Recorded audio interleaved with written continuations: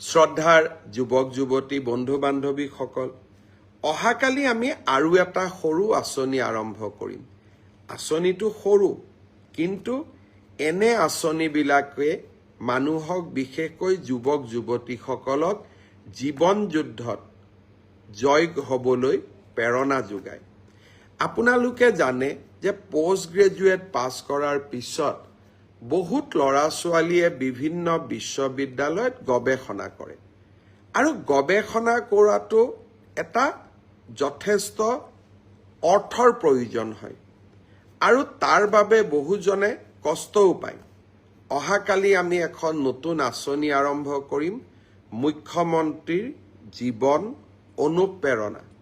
এই আঁচনিখনৰ জৰিয়তে ৰিচাৰ্চ স্কলাৰসকলক, যিমানে আমাৰ গভৰ্ণমেণ্ট ইউনিভাৰ্চিটি বা সামাজিক বিশ্ববিদ্যালয়সমূহত ৰিচাৰ্চ কৰি আছে, তেওঁলোকক আমি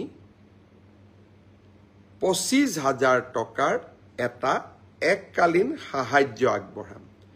আৰু কোনোবা যদি দিব্যাংগজনে গৱেষণাত জড়িত হৈ আছে, তেওঁলোকক আমি 40,000 টকা এককালীনভাৱে আগবঢ়াম।